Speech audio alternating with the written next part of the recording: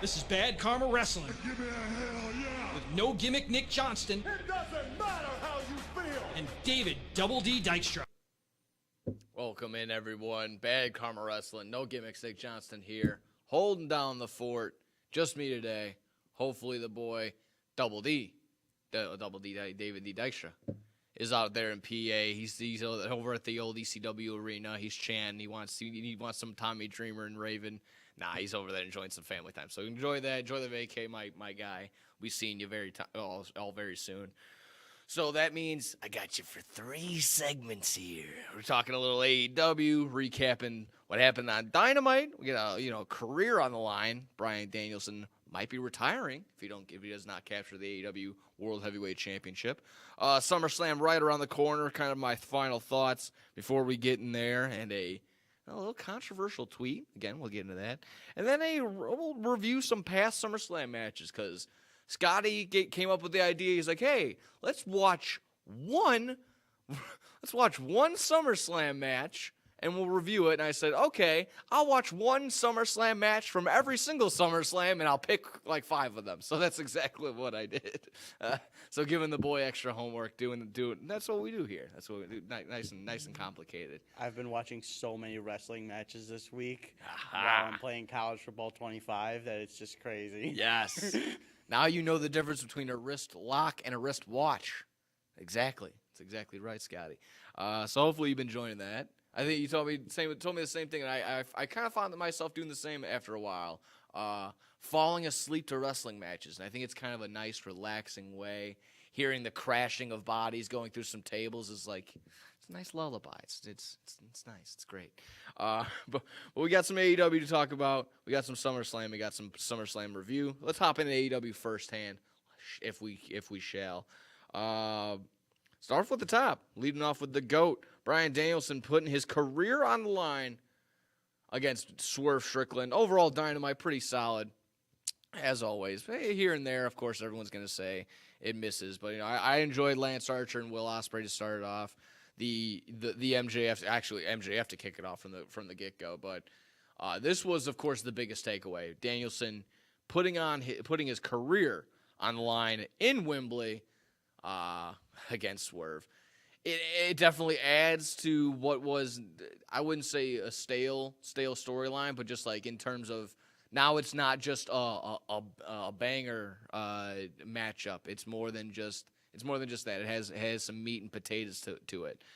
So Danielson's been going on and on about the whole thing. I'll kind of bring anybody up to speed that's not there, saying that he would retire or in-ring retire, be done with his wrestling career by the time his daughter was X age. I forgot what it was, but in-ring retirement is on the prowl for Danielson.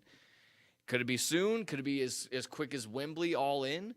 Man, oh man, I hope not. I think the guy's got a little bit left in the chamber, especially with the young talent. He finally got Ospreay there.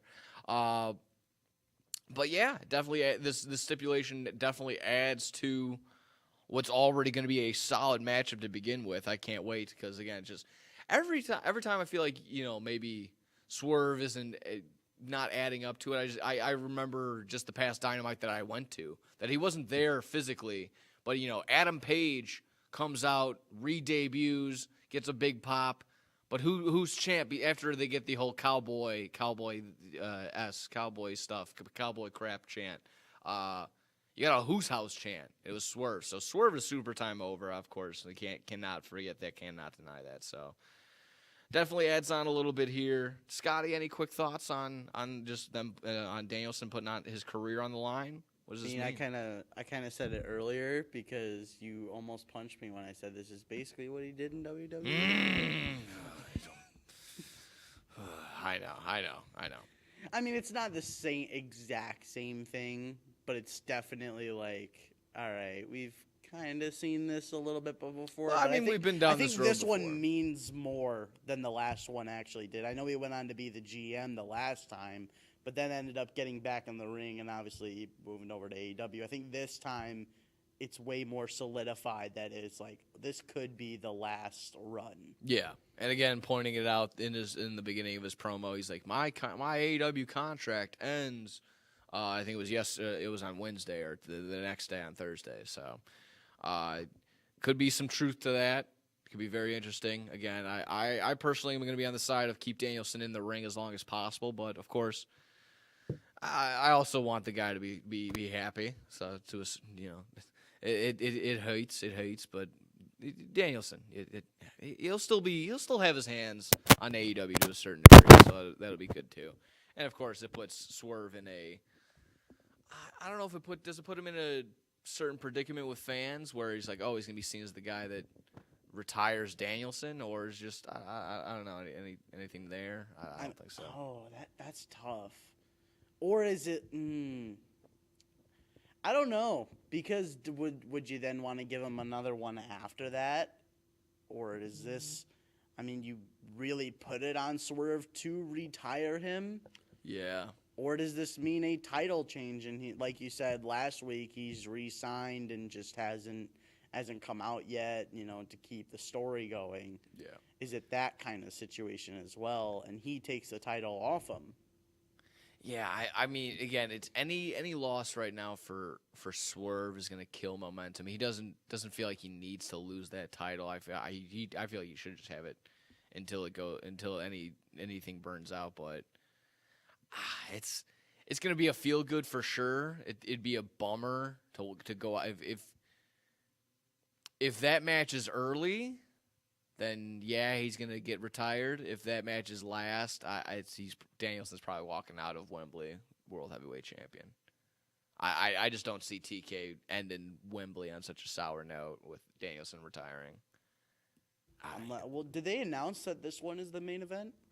I'm not quite sure. Because I was gonna say, because it also could be Ospreay and MJF has been confirmed.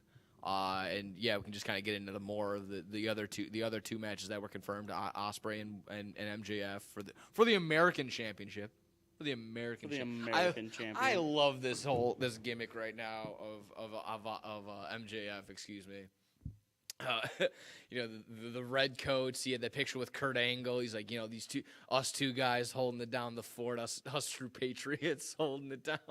So, yeah, you can. I mean, it's unbelievable. He's amazing. Everything he touches turns to gold. So and again, I'm a big collectible guy. Of course, you watched me last week get actually order something live. But that title belt, that American Championship strap with the U.S. flag that looks gorgeous. I mean, I'm not big into patriotism. It might be some of that Olympic stuff rubbing off on me, I assume, but that belt looks gorgeous. So I can't wait for MJF Will Ospreay too. We kind of talked about that. Already confirmed was Britt Baker and Monet. We'll get to that in just a quick second. Then Jack Perry and Darby Allin, because I think that was what the whole main event was for on Dynamite, was Hangman versus Darby for number one contendership. I think so. Okay, I believe so. Yeah, because it was tough. I fell asleep and then I had to watch it back on replay, and then I don't think I got to it, but I was like waking up and like, oh, this match is going on. This is sick, and I would fall back asleep. Like, this match is still going on. Hell yeah, and I'd fall back asleep. It's not to them. It's just I had a rough week. But yeah, set to go. Jack Perry, Darby Allin for the TNT Championship. I hope Jack Perry retains. Again, just carrying on the Rio Glass gimmick. Further predictions, there's that. Yeah, I mean, I think Ospreay. This is going to be the good guy ending a lot of ways for some, but this is most likely, again, where I see. Yeah, the Young Bucks got to get added on. They will probably end up getting a win. They took the loss last time in Wembley. I don't know how, some way. Hopefully, FTR is on the card sometime soon. Even at the very least on the pre-show, because they're kind of working just collision mat right now. So again, it's gonna be tough to get them back in the picture. And interesting enough, I don't know if you saw, the Young Bucks have not defended the AEW World Tag Team title since they've won them in April. I saw a tweet about that, and I go, really? Yeah. And I was like, I remembered. Isn't one of them injured though? Like one of them's injured. They're I all. think, right? I feel like Nick is always, I think like Matt is always injured. I think there's something wrong with his back. Mm-hmm. But yeah, almost the Logan Paul treatment. I mean, you don't see enough clamoring about that. But then again, they're active. They're there a ton. There's a difference too because the Young Bucks are also like one of the founders of the entire company. Yeah. So it's a little different that they're maybe not there for a good 2 months. And if I really wanted to stretch, I would go ahead and say that that's a part of the gimmick is they don't need to defend it. They're the EVPs. That's the route that they can kind of take it with. Which again, it's a cop out, but that's the whole point of being the EVP of having that route right now. So. I just thought that was pretty funny. Yeah, they haven't defended them since they won them at whatever the April pay-per-view was. I'm trying to remember. Was that Dynasty? Was that before? I was going to say Dynasty. It might. I don't think it's Revolution. No. I don't think so. No, that's February. Yeah. Yeah, that's okay. Maybe Full Gear's November. Now that they've added these like 4 extra ones, it's kind of tough to remember between Forbidden Door, Dynasty. I want to say it was Dynasty. Yeah, it could have been. Yeah, I don't know. good. Go back to an old Bad Karma wrestling video. Yeah, exactly. Always be sure to do that. Always be sure to rewatch them back, like, subscribe, do what you got to do to keep this show running, because we're gonna do it whether you like it or not. Excuse me. But yeah, we got that. I saw a fun little bit.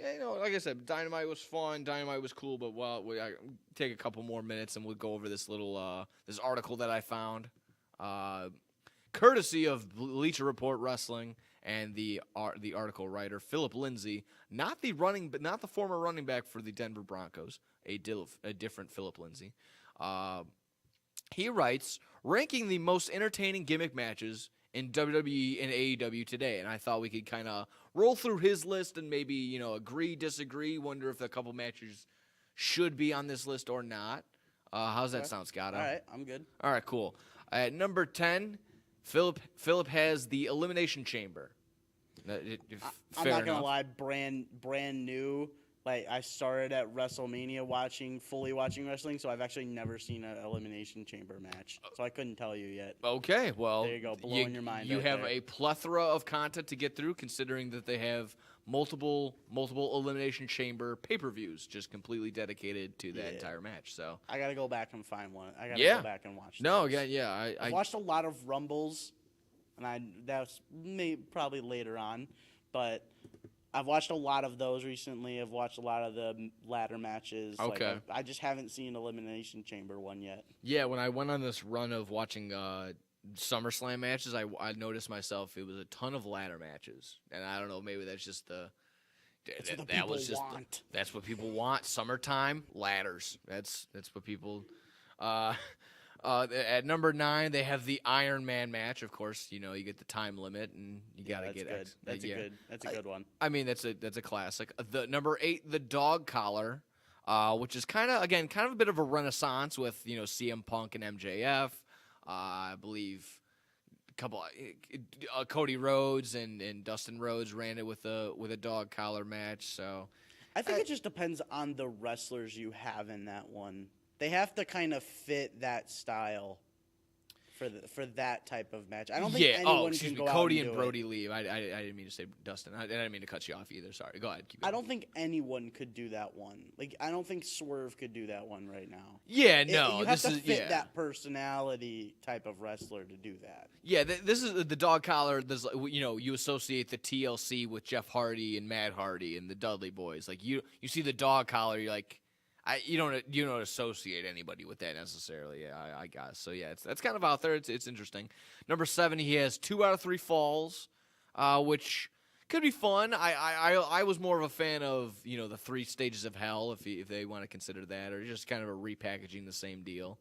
Number 6, War Games, the 2 rings together with the steel cage around but no top.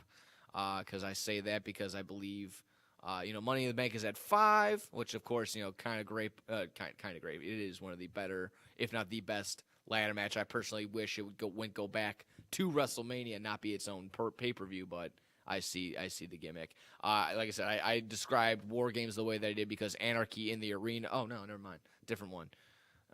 Do they even have? No, never mind. They don't have the Blood and Guts on there. So I never mind. Blood and Guts, same difference. Anarchy in the Arena.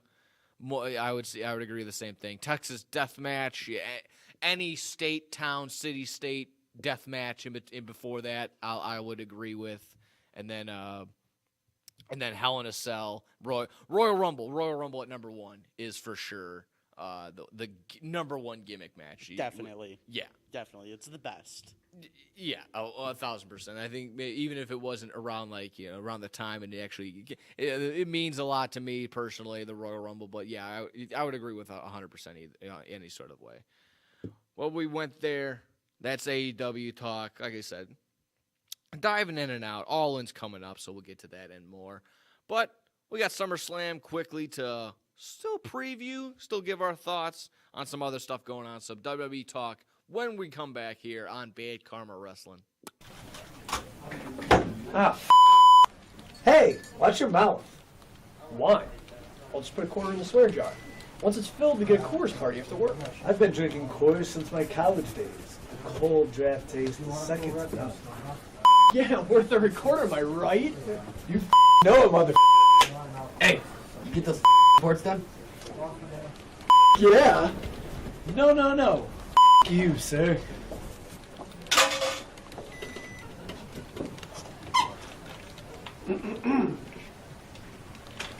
Attention, employees. The staff meeting, scheduled for this evening, will now be held tomorrow early as Who's all?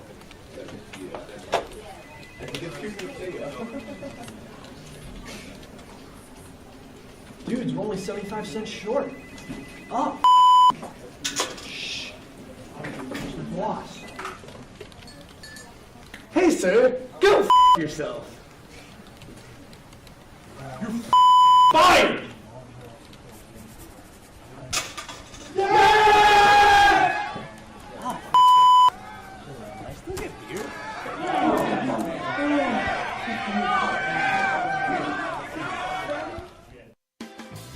The Chicagoland area has a large number of lonely dogs currently filling shelter pens, just waiting to find a family.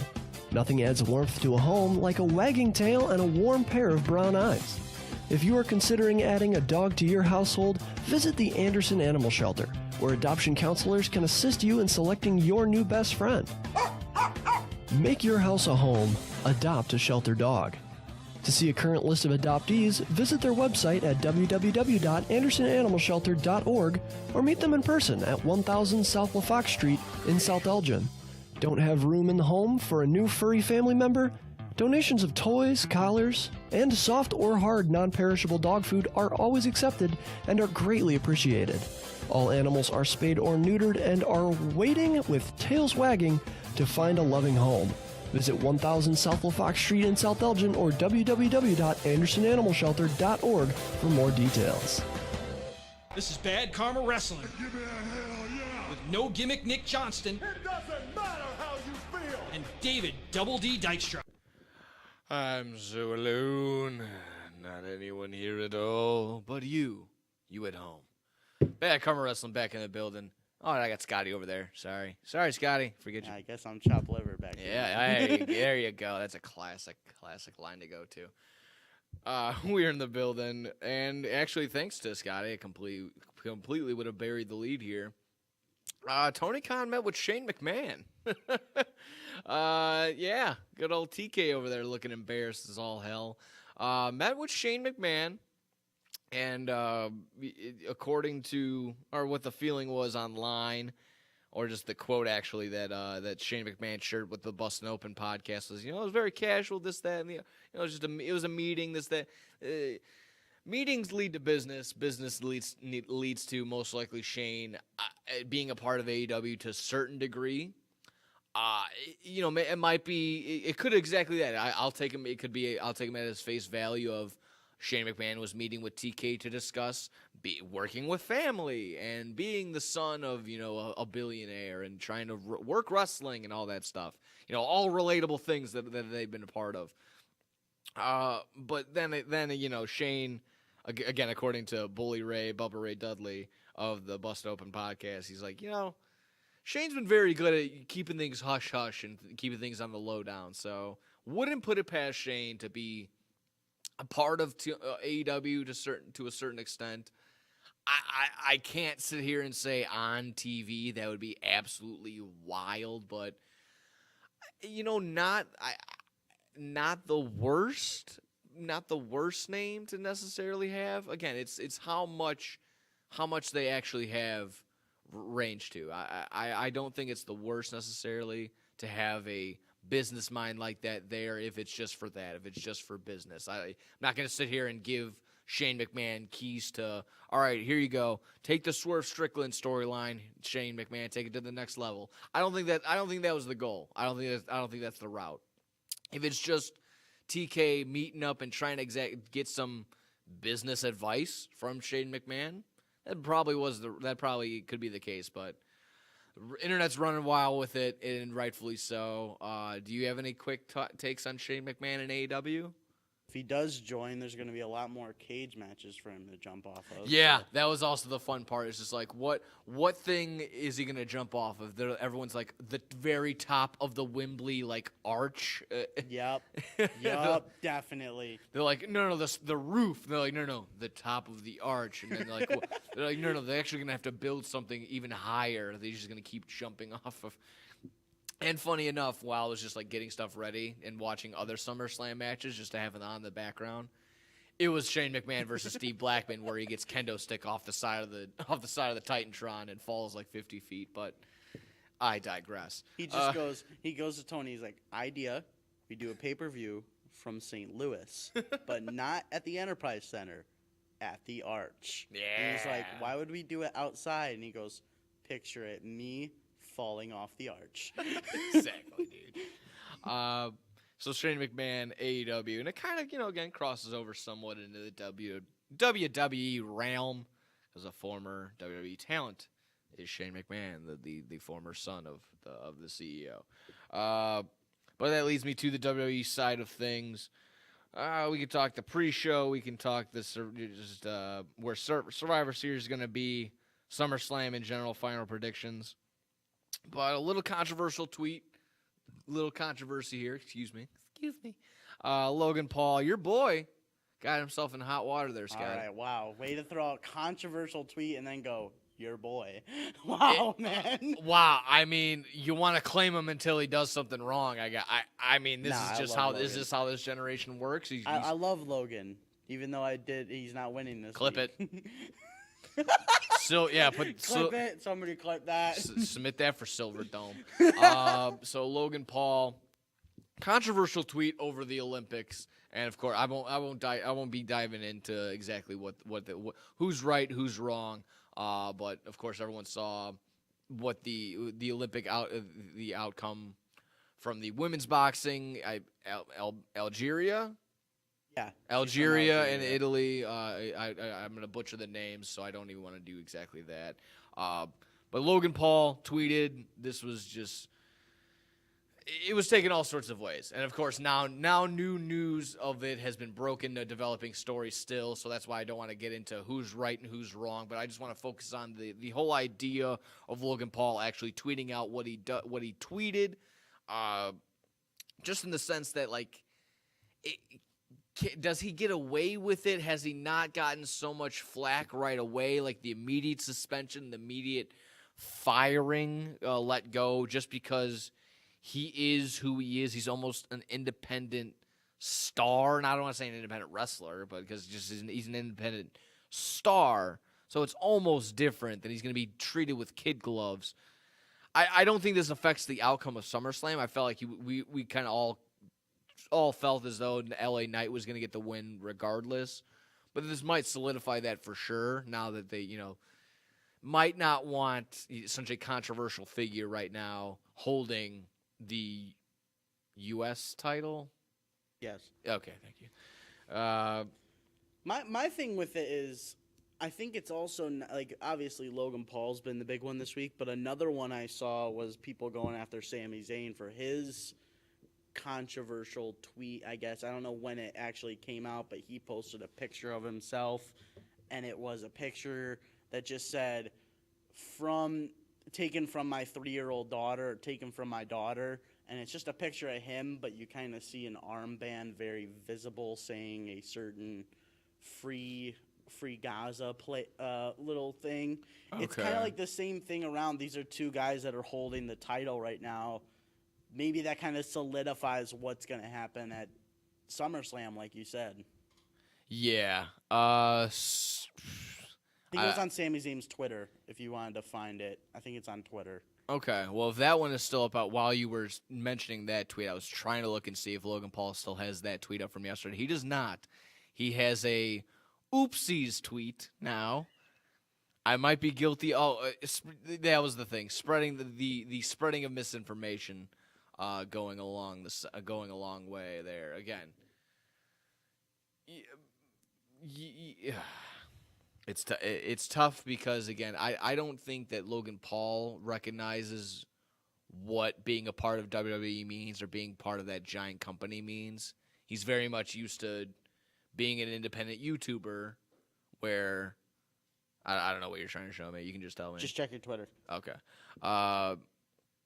Yeah, where, again, he fails to recognize that he's a part of basically a Disney-run corporation to a certain extent now. He's part of a bigger brand that's not just himself. It's other people. So he doesn't realize while he can't. Of course, he can tweet that. He has the right to tweet what he tweeted, but he's gonna get in trouble, and whether it's public or not, he's gonna get some backlash from the company, not just from the public eye. So a lot bigger than not being able to go to Japan.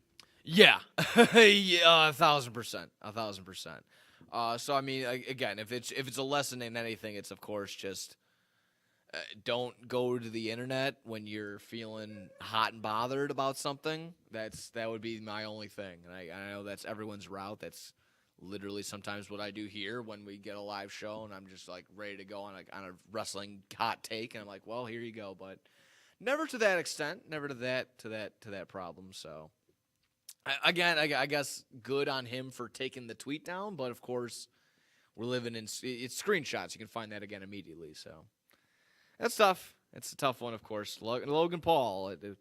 What felt like what some were like, yeah, some were going, yeah, I actually agree with this guy for once, and then more information comes out and he goes, oh no, he's still just Logan Paul. So it's a tough. Do not. I guess that might be the other story. Just the other moral to this one. Just don't hitch your wagon to anything Logan Paul ever. That's just not anything you want to do there. But on to SummerSlam, more SummerSlam type deals again. I think that if anything, there are more predictions. Logan Paul will for sure lose the title now. But I wanted to focus more on the 3-hour the pre-show and the fact that 3 hours of promos. That's it. Not a single match. While I enjoy the idea of putting a banger or a good solid match on Raw or SmackDown,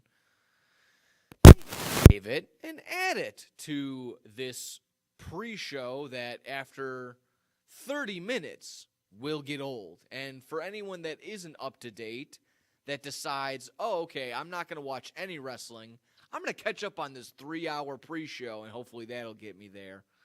You'll be able to do that probably 4 times over. They're going to be showing the same exact thing, and maybe interview here and there, and this, that, and the other. It's gonna be worth it. It should have been a tag team title match. It should have been DIY versus whomever, or they even have the new bloodline in there. You could have had Jacob Fatu, maybe possibly even winning a championship already. Who knows? But instead, they'd rather show how, why, what, where, why we got there 4 or 5 times in a row. Sure. I think, again, like I'm not in the minority on this. A lot of people are saying kind of just a waste of time, a waste of talent right there. So anything quickly on there? Are you kind of in the same boat on there, Scotto? I mean, especially because you had so many matches this week on Raw and SmackDown that could have been on the pre-show. There's 2 tag team title matches tomorrow. Yeah. Why are they not on the pre-show? You could have just had each of them have a 10-minute promo segment where they go after each other. Because also, like, the Bloodlines barely talked to DIY yet.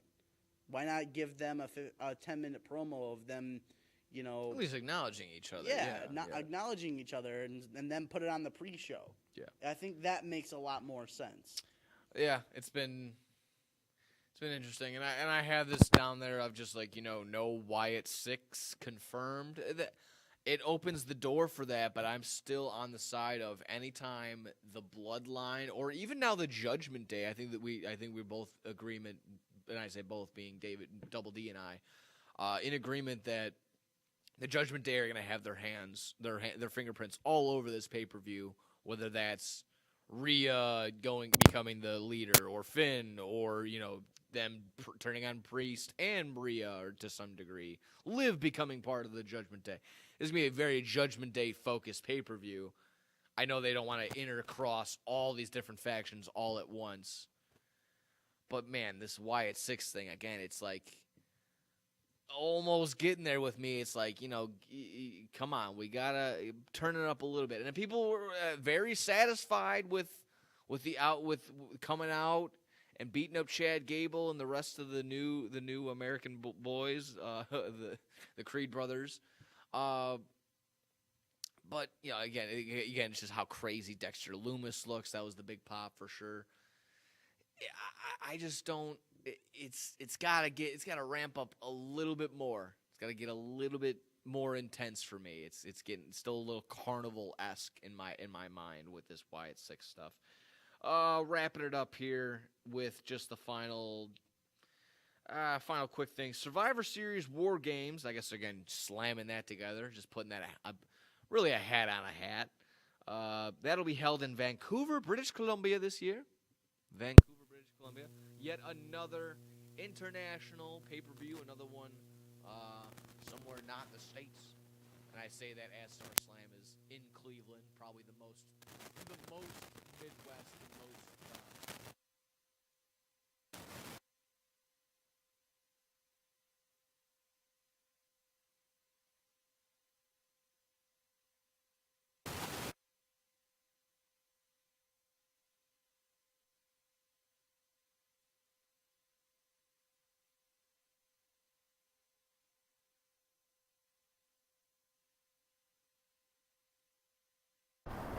Man, are you still working out? It's like 1,000 degrees. Intense heat is nothing. To get an intense workout, you gotta be intense. Our friend here's getting an intense workout with the intense cool of his Hydrotech Cool Breeze shoes. Which brings your feet a cooling sensation that is the best on the market today. Can only be explained with one word. Intense! Whether you're working out hard or just taking a stroll, these shoes have got your back. Or I should say, your feet. Aren't these shoes intense? Maybe a little too intense, but there's no doubt they're cool. Hey, watch your mouth. Why? I'll just put a quarter in the swear jar. Once it's filled, we get a Coors party after work. I've been drinking Coors since my college days. The cold draft taste, the second stuff. Yeah, worth the recorder, am I right? You know it, mother. Hey, you get those reports done? Yeah. No. You, sir.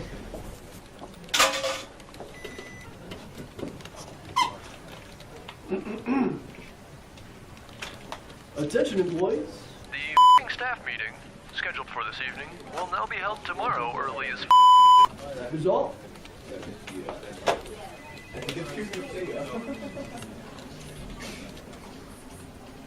Dudes, we're only 75 cents short. Oh, shh. The boss. Hey, sir, go yourself. You're fired.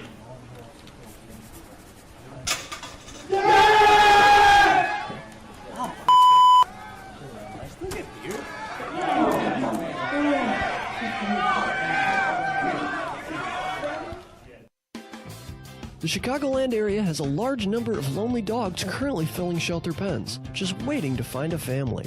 Nothing adds warmth to a home like a wagging tail and a warm pair of brown eyes. If you are considering adding a dog to your household, visit the Anderson Animal Shelter, where adoption counselors can assist you in selecting your new best friend. Make your house a home. Adopt a shelter dog. To see a current list of adoptees, visit their website at www.andersonanimalshelter.org or meet them in person at 1000 South LaFox Street in South Elgin. Don't have room in the home for a new furry family member? Donations of toys, collars, and soft or hard non-perishable dog food are always accepted and are greatly appreciated. All animals are spayed or neutered and are waiting with tails wagging to find a loving home. Visit 1000 South LaFox Street in South Elgin or www.andersonanimalshelter.org for more details. And we're back. If we're not, hey, we are. We got sound, unfortunately. Well, that means Sky doesn't have sound, but that's okay. Reading up from the Wrestling Purist, we'll get into our SummerSlam matches, or old school matches review. Nick Johnston, no gimmicks, in the building for Bad Karma Wrestling.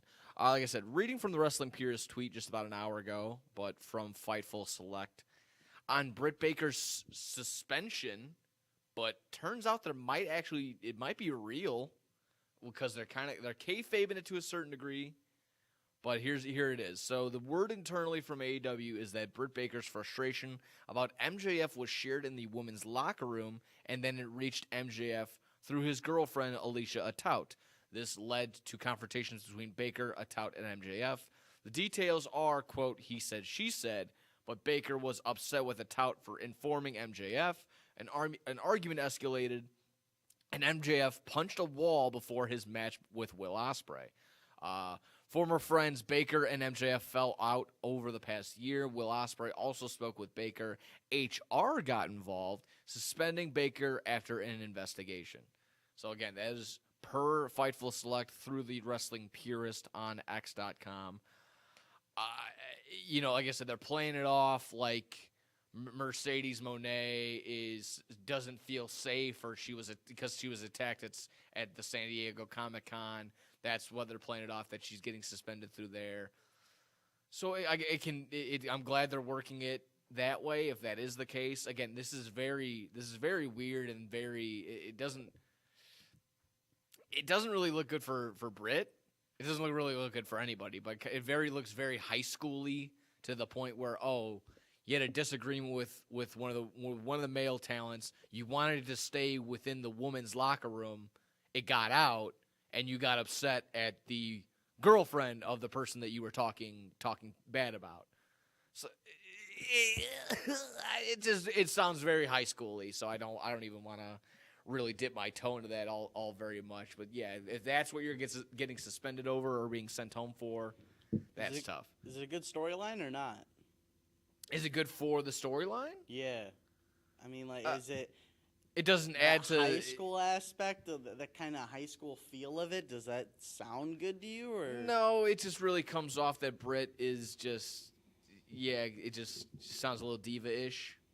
Sounds very bad. I don't know. Like I said, just the whole idea that, if this... Okay, this was supposed to be between these four walls. But, at any point, you hear something bad about your significant other, you're going to go tell your significant other. You're not going to just hold that. I respect Alicia Atout for not tattling. It's not that. It's not it's all very elementary. That sounds just, I don't know. I'm getting a flashback just talking about something like this. It all just sounds like, ugh, I don't want to deal with that. So that's fine. Again, she's also not in the news, but just, again, it's again very he said she said about the whole, is Britt Baker and Adam Cole breaking up? Because apparently Adam Cole moved out of his Florida home. Okay, I'm not putting any legs to that, just because, again, it's all very up in the air. That's all rumor. It broke this morning. It's still developing, and it's very word of mouth. Exactly. Word of mouth. Yeah, exactly. It's all up in the air. No exact details, and again, it's when you live in the world of resources. Trust me, bro. It's tough. It's tough. But again, I know there are there's still some very credible sources. Journal integrity is real to a certain degree in all sorts of ways, even in the wrestling industry. So I'll leave it at that. But we'll get into something that's more fun. Reviewing past SummerSlam matches, getting in the weeds, reliving, having some fun, basking in the summer sun that is SummerSlam and all the funness there. It was fun. It was cool to just go back, reminisce, look back, and just see all the stacked cards, the not so stacked cards. But I went ahead. Like I said, you said pick one match. We'll review one match, and I went ahead and I picked one from each SummerSlam, double-sided. This guy. Yeah. We went a little crazy. Obviously, I thought I would have had more time to watch every single one, but between college football and other priorities, got in the way. So I was able to get down to a couple nitty-gritty matches. A couple of them I got in there, and I'm like, again, I'm not going to be worth it because I thought, hey, Triple H versus The Rock in a ladder match, that's not really in their wheelhouse, and it wasn't really that good. So not really going to be there. For what it's worth, 1998, there had only been a handful of ladder matches before that. So I got to give them a little bit of a break. But then you go, what? Let me do math. 7 years after, 8 years after, 7 years after. And then you got Ray and Eddie Guerrero for the custody of Dom. And they just went crazy. Botches for sure. Yeah, we'll kind of do. Yeah, we'll start off with them just because you already got the graphic up. But we got 5 matches to get through, and we'll start off with this one for sure. Rey Mysterio and Eddie Guerrero, custody of Dom, just because this might be the most, and I mean one of the most ridiculous storylines that WWE has ever conjured up, at least during the Ruthless Aggression era for sure. The idea that Dom was actually Eddie Guerrero's biological son. Not true. But playing off that exactly he was the biological father, saying that Ray was the adoptive father. And then when I go back and rewatch this last night, they hire a social worker. They hire a social worker, a quote unquote, a social worker to sit there with Dom. Eddie does his usual schmoozing. He shakes the social worker's hand, but later on in the match, Dom is in the ring after he tries to shake Eddie off the ladder, and he goes, "I'm gonna teach you what it's like to be a Guerrero," and he's about to hit him. He's about to strike Dom right for the social worker, the social worker. But I just thought that was funny. Like, if you go ahead and you're going to win, you're going to bring this child into this abusive household. Like, that's just going to play out oh so well. It comes in Vicky Guerrero with the save, and I didn't stick around, and I didn't watch the aftermath afterward. I kind of, as soon as it ended, I just go, oh, okay, there you go. Ray wins. Ray wins custody back of his actual son. There was a really good story with it. And then they just completely change it to Eddie Guerrero going, oh, yeah, Dom's my kid, actually. Yeah. Because it's a pretty good story. They screwed each other each, like, once or twice out of title matches. They were tag team champions that year. And, like, in the span of, like, a month, it literally was, like, it changed from, oh, yeah, we used to be tag team partners, and now we kind of have a little bit of a feud, too. Yeah. Dom's not your kid. It was that. They were also building off of the idea that, oh, Eddie Guerrero is only using Dom as a piece because he's never beat Rey Mysterio, so he has to bring in this whole thing to distract Rey. It was a whole kerfuffle. The match overall, it was innovative. It was good in the sense that it had a lot of nice ideas. Execution was off on a few. A little bit slow at times too. It just in the way that they kept falling off of stuff, and it's just like, when are they gonna get on with it? But it got there. Vicky Guerrero with the pulling down. She just didn't want another son, I guess. She didn't want to have another mouth to feed. Was what I was getting from. But that was good. Small details from that was just I miss the differences in referee attire, where you could tell the difference between a Raw referee and a SmackDown referee, where the all blue referee smock, and then for Raw referees it was just the regular Foot Locker outfit. So I miss that. I don't know. So it's very I didn't dumb. notice that. So the fact that you pulled that's pretty good. Yeah, I didn't know, even notice that. When Yeah, I no, was it's just watching. that's my dumb brain. It's just what I remember and what I like. Yeah, we'll stay in. We'll kind of. I started right in the middle, so I can go really either which way. I'll go back. Yeah, I'll go more modern and then go back, work myself backwards. We'll go 2009. We'll go CM Punk and Jeff Hardy in a TLC ladder match for the World Heavyweight Championship. This was nonstop. This was nonstop. It wasn't crazy great. It was better than most, and for sure at the time, a good match in what was a dry, late 2000s, early 2010s. What really bothered me, and I just couldn't get over it for whatever it was. Todd Grisham is brutal. Todd Grisham is a brutal commentator, so I'm glad that they were able to get away from there, get away from him after a while. I think it was just, and they had a weird dynamic between him and JR. I couldn't really tell who was the play-by-play and who was color. I think JR was a little tired at that time at night. It was the main event. He could have been a little sleepy.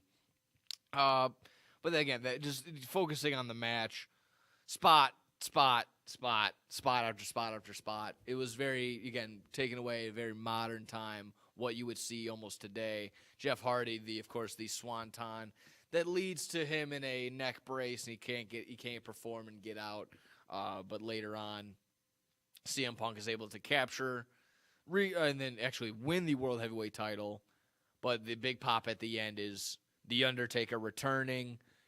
No one sees, and I thought that was one of, if not the best Undertaker return of all time, because he's just, even if you're until you don't, because if you're not watching, did you notice that the first time? Did you even see the Undertaker that he was in Jeff Hardy's spot on the ground? Yeah, that's why I texted you, because I was watching it at home and I was just like, oh, this was pretty good, and then you just hear the gong sound, and then I'm like, did he really just grab him by the neck from a sitting position, CM Punk, and just grab him? And you were just like, yeah, he did. Yeah. Yep, he did. Oh yeah, no, he of course very tall is the Undertaker, so he's got the length to just in from a seated position grab you by the throat. But yeah, even I was looking at audience members looking around, they were all looking confused, like, oh, I guess he isn't here.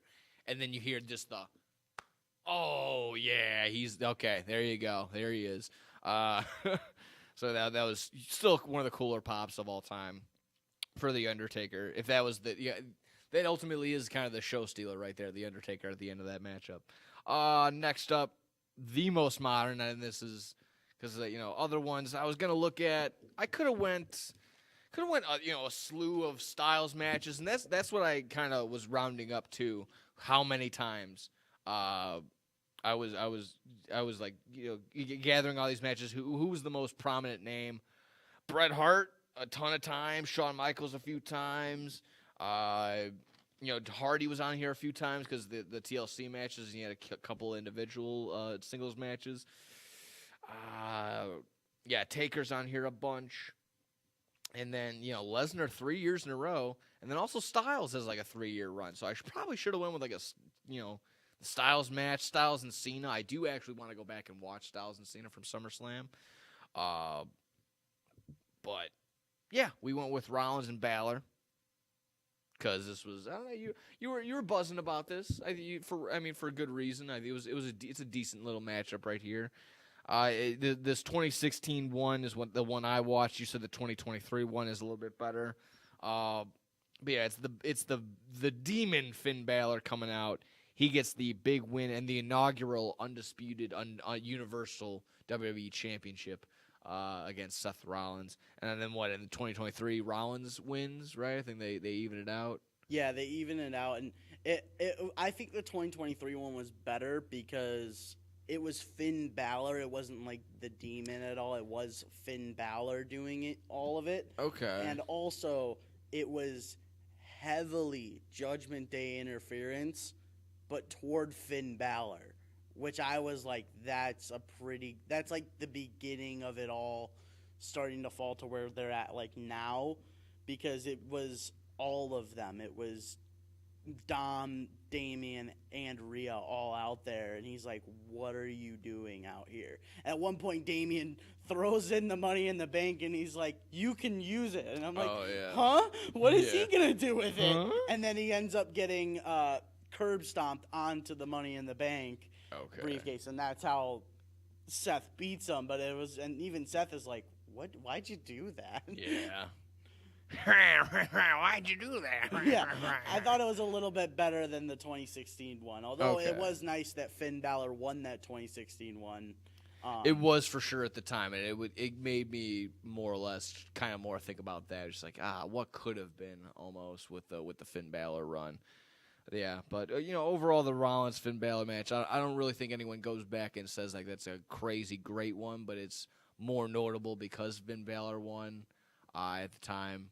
But it was okay. It wasn't crazy great in my mind.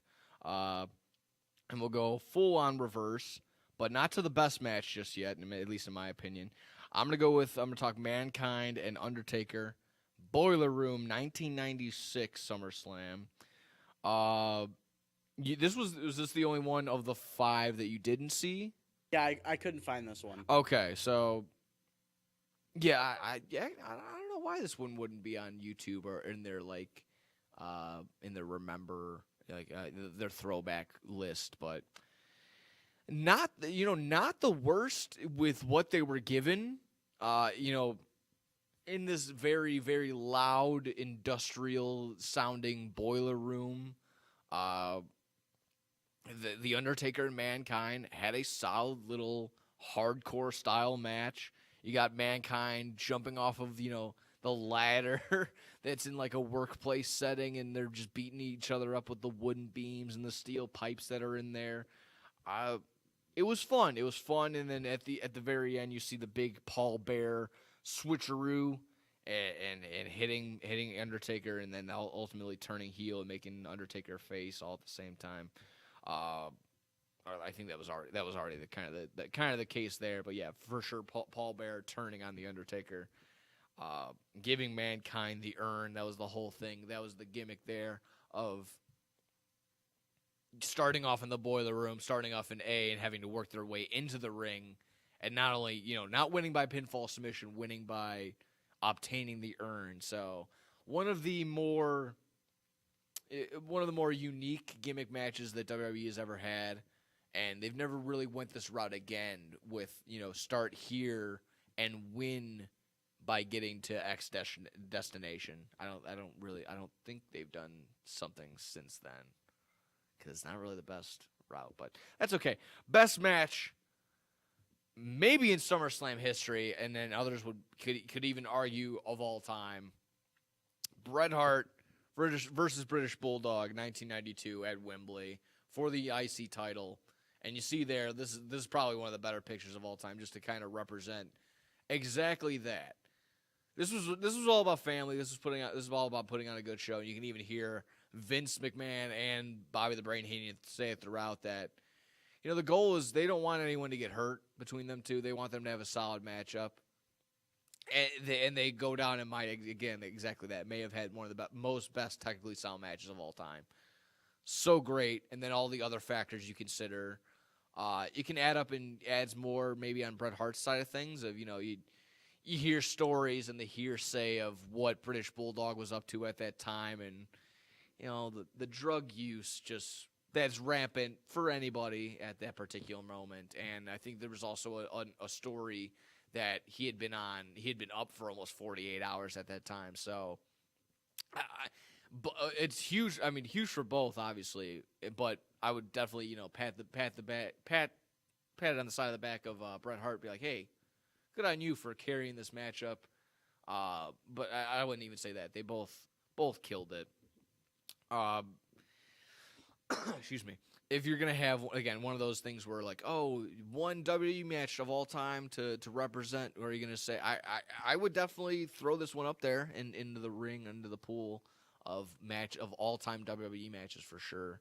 And again, that just was a theme throughout my entire SummerSlam list of 1, 2, 3, 4, 5, 6. Excuse me. 6 out of 7 straight SummerSlams. Yeah. Even if you want to throw in 97, Bret Hart was in there too. Like 6 out of the 7 that I was going to watch involved either British Bulldog or Bret Hart, whether he was in a singles matchup or in the Hart Foundation matchup. This guy doesn't put on a bad match. It's just not in his blood. So Bret Hart, British Bulldog, 1992. Cannot say enough of great things about that matchup.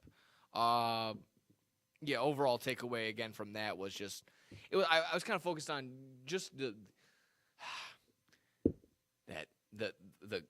foreign crowd, man. I can't say that. That's not nice. The international crowd, man, always just want to take over. They got the guy in the back has his horn. Dun, dun, dun, Like enough. Watch the greatest match of all time instead of playing with your horn, bud. Come on. Enough. Grow up. I'm not gonna lie, I am on the complete opposite of you. Of course me. you are. I loved it.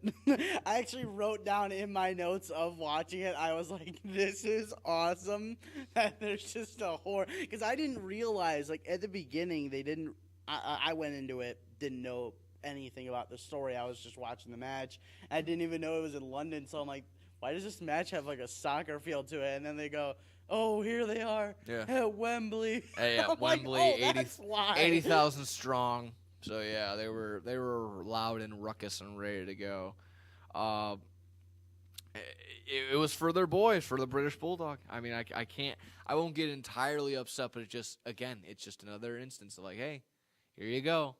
They just can't just be quiet and enjoy something. They gotta make it all about themselves. So there's that. And then, again, the commentary where I didn't, as opposed to wanting to rip my ears off listening to Todd Grisham. Vince McMahon, as bad as he was behind the scenes nowadays, of course, that we know about, he can put his talent over in the ring on the mic. I'll leave it at that with just trying to compliment the guy. Still an awful, awful individual. It was so funny, the amount of hatred they had toward him, even though they were in London. Just they hated the British Bulldog. They did not want him to win. Until he won, they like completely flipped the script. I wrote down a line which I thought was so funny. He goes, "You just tap so you can go have some tea." I thought that was so funny. That was probably for Bobby the Brain Heenan, right? Yeah. Okay. The first minute of the entire match, the announcers are saying that they don't care about family because they're only good for stealing Thanksgiving meals. I was like, this is great. This is fantastic. I mean, again, that was also, I was trying to do that too with seeing where everything was. It's hard to say. I'm kind of stammering over here. Seeing how SummerSlams have grown and how other individuals have grown, and seeing the different positions where JR was Vince McMahon's color guy for the 1996 Boiler Room match, and then come 2005, 2009, 2016, except for never mind, not 2016, but after that, he's the voice of WWE from there on out. So it's very interesting to see that part there. Even like the talent, watching the intro to the 2009 SummerSlam, Cody Rhodes and Ted DiBiase Jr. are in a match against DX, and you're just like, oh man, you don't even realize that like Cody has had an interaction with Triple H, and just to see the small role he had compared to what he is now. So very interesting. And again, and maybe one of those big what ifs, like dream matches, Triple H versus Cody Rhodes, both in their prime type deal. So that would have been cool. It could also be a segment sometime soon down the line. I also want to get to that. We got Scotty's queries, Scotty's questions coming up. That's coming up as soon as David's back next week. We also want to do the fun thing, build a faction with $20. We'll do all that fun jazz. So I've been enjoying, adding this third segment just for the wild card segment of it. But if you're good, I'm good over here. AEW, WWE, SummerSlam, all in the books. SummerSlam this weekend. I think the only thing, I like that you were mentioning the voice of the WWE changing. It's not changing. Michael Cole re-signed today, or they announced his re-signing today. Michael Cole is a carbon copy of just... Did you hear in the Mysterio Guerrero custody match when Mysterio falls from the briefcase and gets powerbombed, and not once, but twice, Michael Cole goes, "Spinebuster! He hit him with a spinebuster! I can't believe it from that height!" And Taz goes, "It's powerbomb," but that's okay. And I know that was 20 years ago. Yeah, I was going to say, I don't have a problem with him now. I love him and Pat. I think they're awesome. He's just so it's very, God, what would be the equivalent of him in any sort of like just outside? He's safe. He's very safe. He doesn't do anything spectacular. It's taken him 20 years to become mediocre. So, really? I've never been a Michael Cole guy. I think he's a joke. I think his vintage, they laugh at him. He's a joke. He did have one of the worst WrestleMania matches of all time, but that's his in-ring ability. I think at the mic, he's pretty good in my opinion, and I think him and Pat are pretty good. I think they play off each other well. I think it works. He's not knowledgeable. But then again, you're the seasoned veteran of watching the WWE. Not knowledgeable enough. And again, he doesn't need to be Excalibur, where he calls every single move by their scientific name. But it's also just he's not interesting. He just yells, and then everyone thinks that's good enough. Like, oh, he's so passionate. He's just yelling. He's just yelling. There was one the other day that kind of got me good. He goes, "Worm so big they have to call it the caterpillar for Otis," and I was like, "That's good. That's good." Because he does the worm, and then I was like, "That's good. That's pretty good, in my opinion." But Nick's up there going, "Yeah, you're disappointing me, Scott." That's why I'm on this. I'm on this side of the camera here. I'm sorry. It's okay. We got low blow sports. We can do the whole pack a lunch thing there on that. But that's okay. I'm not. That's fine. That's why that adds to it. Not a fan of Michael Cole. You are. You can. We'll have to keep adding on to that debate, I suppose. But there you go. That's Bad Karma Wrestling in the books. Another solid one right there. 1, 2, 3 out of the building. Thank you very much for watching. Thank you very much, Scotty, over there for coming in and doing this as always. To everybody else, take care. Do something nice for somebody. Enjoy the day. And, I don't know, go Dogs. We'll see you. We'll see you later. See you next week. Bye-bye. This is Bad Karma Wrestling. Give me a hell yeah! With no gimmick Nick Johnston. It doesn't matter!